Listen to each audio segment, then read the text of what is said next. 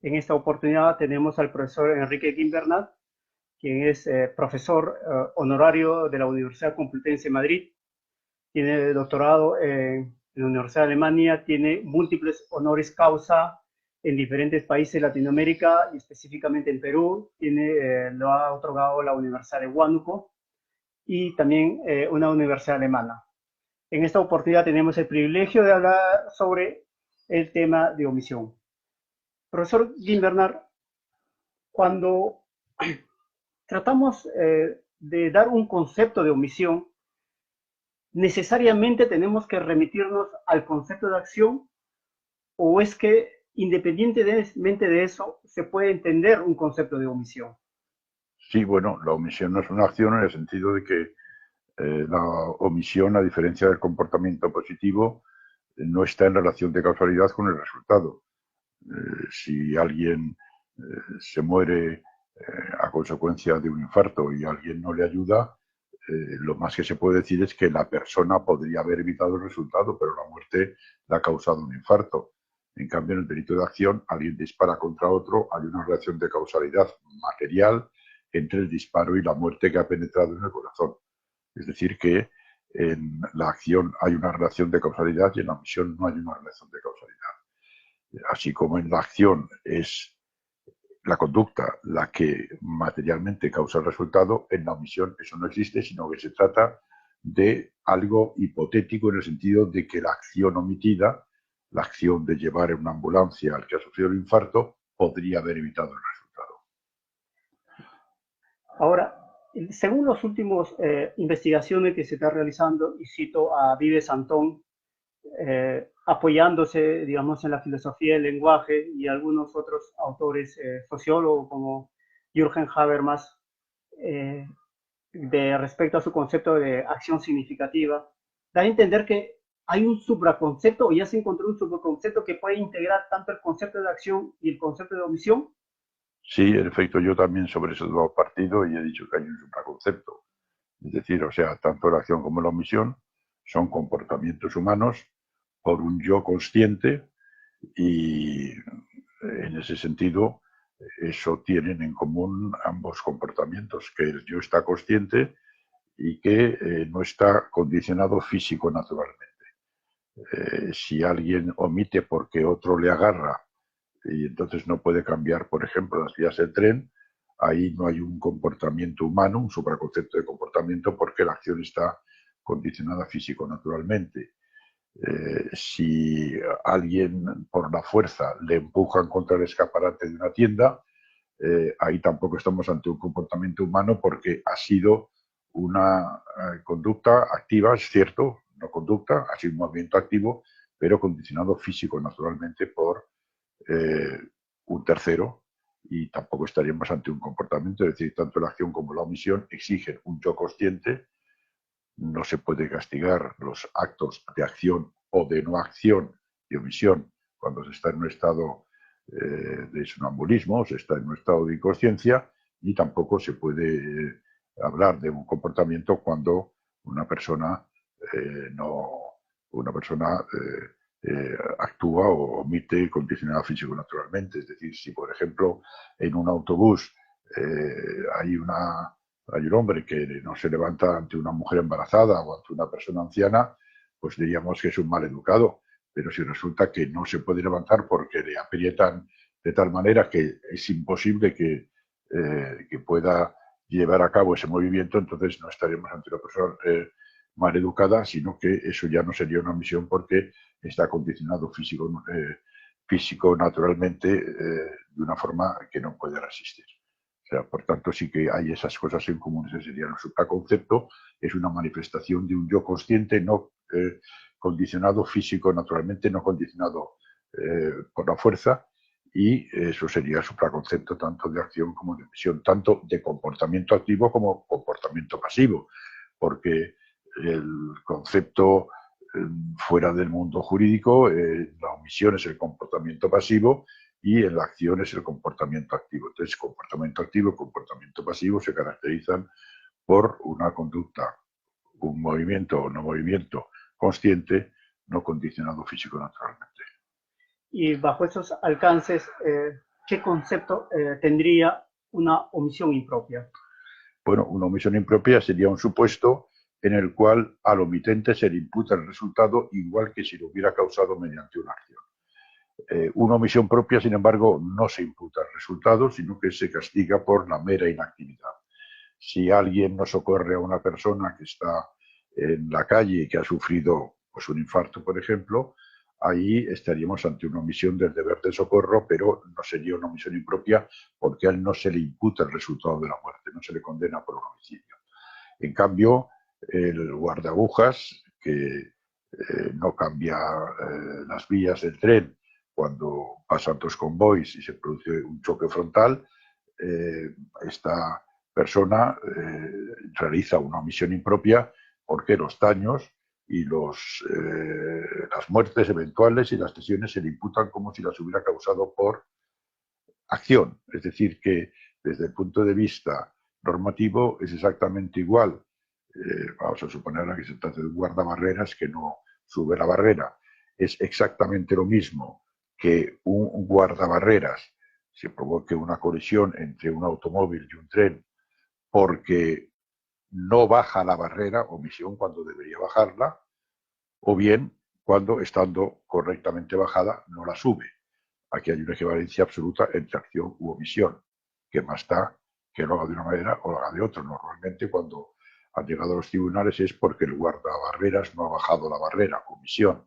Pero si estaba bajada e imprudentemente, dolosamente es más complicado, pero para esto también podría darse, imprudentemente, imprudentemente levanta la barrera que está bajada y se produce la colisión, pues eso sería una acción. Aquí la acción y la omisión son intercambiables. Dado ahora el alcance y cada vez es más abayazador el tema de la regulación de la responsabilidad penal de la persona jurídica, y en este contexto también cada vez es más palpable los delitos de omisión. Y a ello va también la posición de garante de que debe tener el empresario, los directivos o los miembros del Consejo de Administración. En ese contexto, ¿cómo surge o cuál sería el fundamento de la posición de garante de aquellas personas, de los altos directivos, respecto a los comportamientos que pueden tener sobre sus empleados o sus subordinados? Vamos a ver, yo he definido la omisión impropia como aquella conducta del garante, pero no basta con ser garante, que está al cuidado de un foco de peligro y que, sin embargo, permite que el foco de peligro se desestabilice, entre en la esfera del riesgo prohibido y produzca una causalidad, produzca ese foco prohibido ya que está fuera del riesgo permitido por el no control por parte del que lo lleva del foco de riesgo. Eso produce finalmente un resultado, o bien cuando estando uno obligado a que el foco de peligro se mantenga dentro de los límites del riesgo permitido, no reconduce ese riesgo permitido que se ha desbordado a el riesgo permitido. Para dar dos ejemplos, si una persona es un controlador aéreo y a pesar de que ve que hay un obstáculo en la pista de aterrizaje, no avisa al piloto para que no aterrice, como él está al cuidado de ese foco de peligro, si se produce un accidente por la no advertencia de que hay ese obstáculo, en ese caso estaríamos ante un supuesto en el cual se le imputaría en omisión impropia el resultado de las posibles muertes a consecuencia del accidente de aviación. Por otra parte, y aquí voy a un ejemplo de la jurisprudencia española, en el caso de Alcalá 20, que fue una discoteca que ardió en 1983, en el diciembre de 1983. Esa discoteca se puso en funcionamiento a pesar de que de una forma escandalosa no se habían tenido en cuenta las normas de prevención de incendios. Es decir, que no había salidas de emergencia correctas, no había extintores, el material era inflamable. Entonces, un inspector del Ministerio del Interior, a pesar de ver que el foco de peligro que es un local dedicado a el esparcimiento público, al comprobar que no estaba dentro del riesgo permitido, sino que lo había rebasado ya por la imprudencia de los propietarios de la discoteca, ese inspector tenía la obligación de controlar ese foco de peligro y, por tanto, tendría que haberlo mantenido dentro de esos límites del riesgo permitido, bien clausurando la biblioteca, la discoteca, bien denunciándolo inmediatamente para que se tuvieran en cuenta todos esos defectos. Como se quemó la discoteca, ardió la discoteca y fallecieron personas y resultaron lesionadas, fueron condenados por homicidios imprudentes tanto los dueños de la discoteca como esa persona que estaba encargada de que ese foco de peligro, que es un local de espectáculos y que tiene que mantener las normas de prevención de incendios, al comprobar que existían, no obstante, no lo recondujo. O bien el médico de guardia, que llega una persona con una peritonitis y que da un diagnóstico equivocado y piensa que lo que tiene es una gastroenteritis y le manda a casa y fallece. Aquí el médico de guardia está encargado de, cuando se presenta un foco de peligro, de reconducirlo a la situación de riesgo permitido, que era haber puesto en marcha todo el funcionamiento para que se hiciera un diagnóstico correcto y que le hubieran operado de la peritonitis. Aquí estaríamos ante un homicidio en comisión por omisión. O sea, no basta solamente con ser garante, sino que además el garante tiene que estar al cuidado de un foco de peligro que a consecuencia de esa omisión se desborda, o bien que está encargado de controlar que el foco de peligro no salga del riesgo permitido, y si sale tiene obligación de reconducirlo, que es el caso de ese inspector del Ministerio del Interior en el supuesto de Alcalá 20. Y para culminar, profesor, el artículo 11 del Código Penal Español, si es que se puede utilizar el término, utiliza tres fuentes de posición de garante: la ley, contrato y el actual precedente o ocasión de arresto. ¿Está bien delimitado esos tres fuentes de...? Sí, están bien delimitadas. Lo que sucede es que el código exige más, exige y equivalga a una acción.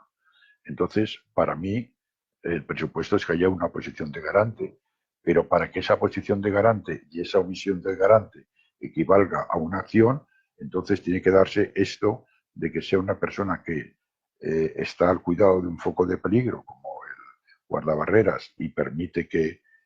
invada la esfera prohibida, produciéndose un accidente, o bien el supuesto de alcanamiento de una persona que tiene que mantener, está encargada de mantener el foco de peligro dentro del riesgo permitido y no lo hace. Entonces, es cierto que el Código Penal en el artículo 11 habla de esas tres fuentes de garantía, pero no basta la garantía.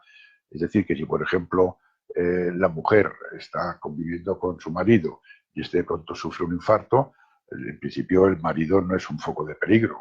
sería una omisión del deber de socorro. Otra cosa es que el marido esté enfermo, que necesite cuidados, que ella ya esté encargada porque es un foco de peligro, y en ese caso, si no interviene para alimentarle, para cuidarle, en ese caso sí que respondería de la muerte de su marido en comisión por omisión, de la misma manera que un niño, un bebé, es una fuente de peligro porque no sabe andar, no sabe ayudarse a sí mismo, y la madre no le da de comer, o la madre permite que se acerque al balcón y se caiga por ahí. Normalmente son hechos imprudentes. En ese caso, o sea, aparte de ser garante, es que está al cuidado de ese foco de peligro, que es un niño, o si es una persona mayor, está al cuidado de un foco de peligro que es una persona enferma, una persona que tiene problemas, y hay ejemplos en la jurisprudencia española de esposas que tengan que cuidar al marido, que no podía alimentarse por sí mismo, y entonces no alimentan al marido y el marido muere a consecuencia de esta no alimentación, o bien que es una persona que tiene unos síntomas peligrosos que hay que cuidar y la mujer no interviene, pero no cuando se produce algo repentino sin estar al cuidado de ese foco de peligro. Ok, profesor Guimerá, muchas gracias, le agradecemos y también